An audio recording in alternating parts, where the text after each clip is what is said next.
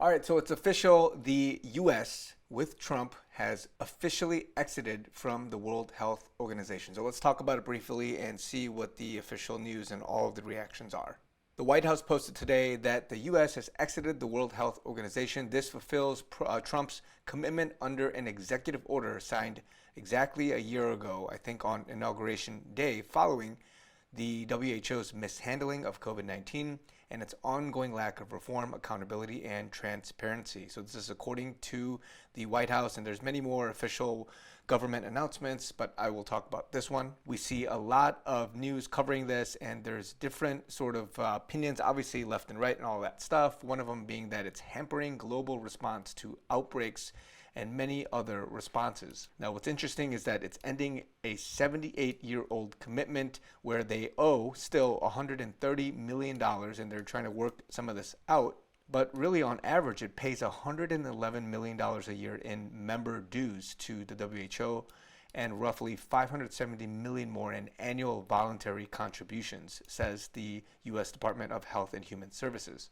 Now, of course, during COVID, President Trump has said a lot about what the internal sort of mismanagement, corruption even, and many other things are in terms of also the ratio of what the U.S. is paying versus what other countries are paying, and how mismanaged that is and how costly it would be for the U.S., especially for the benefit, supposed benefit that it's supposed to get, but it wasn't because of, in Trump and the White Hats and many others, their perspective, it was a colossal failure from a COVID-19 response perspective. And of course, if we all know and we all understand, because we went through it, we know that COVID, especially with what they said initially about treatments and about certain things, and again, it sounds conspiracy and alternative, medications and other treatments and all of that. They wanted and pushed the vaccine. They wanted and said, hey, 6 feet distance and stay at home. And there was a lot of top-down mandate and control over the entire world with regards to what needs to be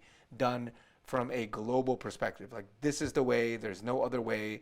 This is where it came from. And of course, a lot of this has been debunked, especially some of the mainstream stuff. For example, the origin of COVID, thinking that it came from bats, but it was really now arguably coming from Wuhan or a biolab, essentially man-made and all that stuff. So that's just one out of many things for which there was a lot of control over the narrative, over what people had to do in terms of limiting their freedoms. And of course, we went through all of that. I spoke about that in length on this channel during that time where it looked good. It looks like, hey, this was the objective that needs to be done for the sake of global health and for the safety of other people. But really, it was guised as freedom, limiting freedoms, and especially from a Christian and church persecution perspective. What happened? All the churches shut down for the sake of global health. And it sounds good. I'm not saying it was wrong per se, but that's how they're going to get you from a demonic or satanic end times perspective. They're going to say it's good. This is going to be the light. This is going to be the way. This is going to be truth. And it could be in that sense,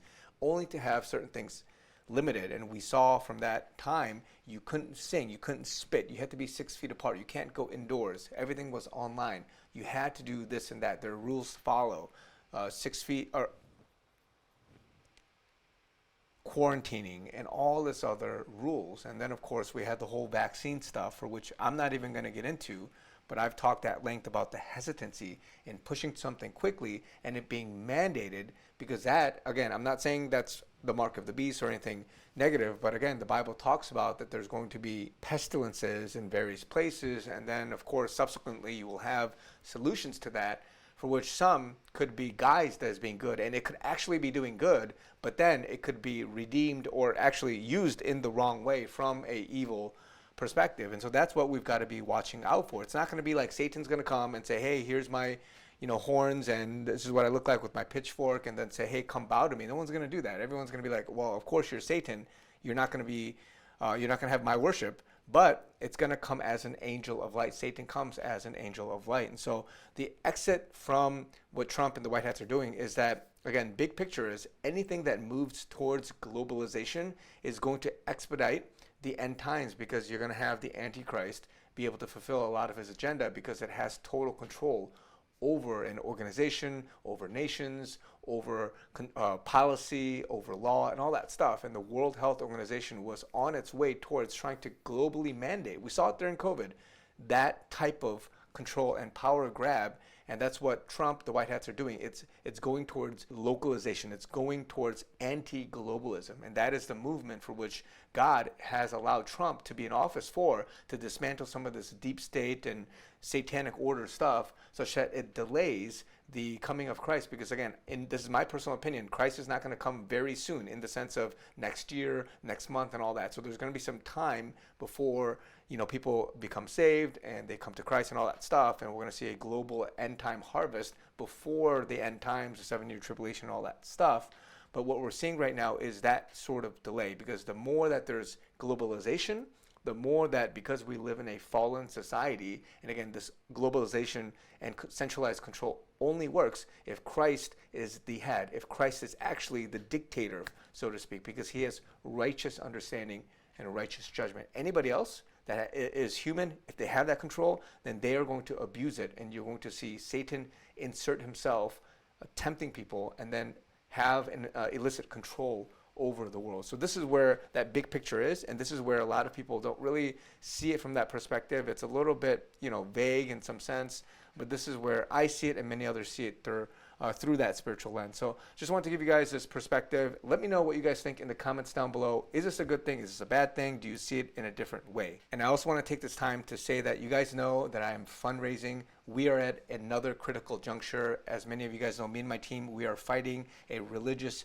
discrimination case in the U.S. federal courts at this current time. We are believing for victory, praying over it, not just for this situation in my case, but that this would set a precedent, that other cases, other future things, that there wouldn't be injustice against the Christian faith, and that the heavenly courts, as they're judging this, that it could be manifested properly in the earthly courts as well. And so this is why we're having lawyers, especially believers and all of that, support us, fight for us. And this case is progressing well, and we've entered the next phase of the legal process, which involves having and gathering expert witnesses and other additional costs related to the proceedings. And all of this is very, very costly. And so I would love your continued support, guys. If you want and you feel led, the link is down below, givesendgo.com/chrisyoonyt. Alternatively, if you guys want to help me through PayPal, Zelle, or Venmo, it's also deeply appreciated. You guys know I'm listener supported. I don't do sponsorships, and I'm currently sustaining myself through self-run business efforts, including online ventures and this sort of stuff, content creation. Any support goes directly towards the business and creative infrastructure, future investments, and supporting both my team and myself as we continue to move forward. You guys know I'm also launching a new website pretty soon. More to come as that unfolds. But guys, pray for me, guys. A lot is happening in the season. Would love you guys' continued support. Love you guys. Talk to you guys very soon.